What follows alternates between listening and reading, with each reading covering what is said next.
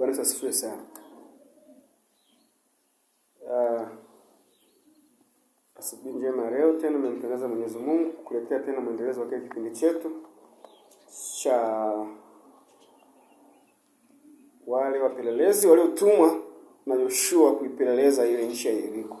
Sasa kwa siku ya leo tuzungumzie tena wale wapelelezi. Lakini naomba tuzungumzie nguvu ya damu ya Yesu Kristo ambayo Maandiko matakatifu yanasema katika kitabu cha Yoshua sura ya 2, baada ya wale wapelelezi kuhifadhiwa na yule kahaba, akawatunza kiasi kwamba hata mfalme wa Yeriko alipotuma watu kwa ajili ya kuwadhuru wale wapelelezi hawakudhurika kwa sababu walitunzwa na yule kahaba.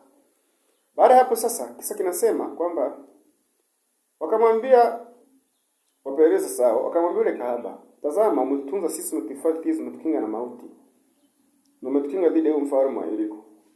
Tazama tunaomba sisi tutakaporudi nini tukutendee kulipa kama fadhila. Yule kahaba akamwambia,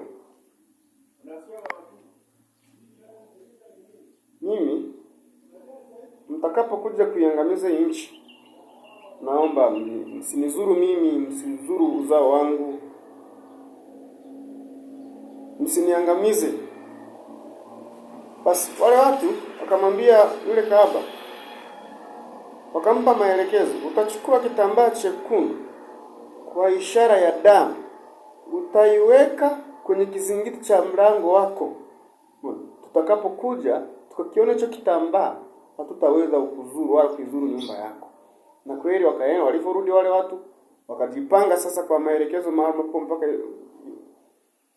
Yoshua anapewa maelekezo kwamba waimbe mara 6 wakiuzunguka mji, waimbe mara 7 wakiuzunguka mji ule wa Yeriko, na ule ukuta wa Yeriko. Ule ukuta wa Yeriko ulikuja ukaanguka kweli, wakaingia katika ule mji, wakafanya mambo maajabu, wakavunja ule mji, wakateka ile mji yote, na kuta zote za Yeriko zikaanguka.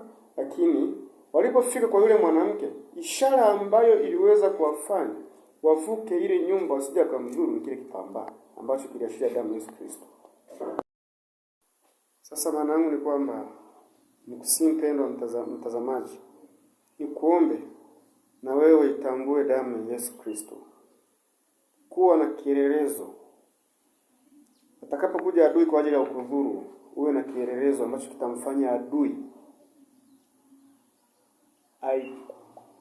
akuepuke, asije kukudhuru. Nacho kielelezo ni damu ya Yesu Kristo.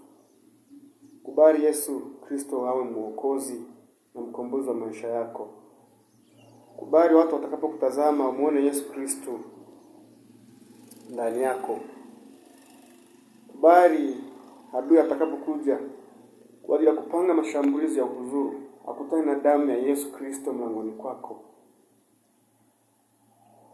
Kubali atakapokuja magumu kwa ajili ya kuangamiza, yakutane na damu ya Yesu Kristo mlangoni kwako.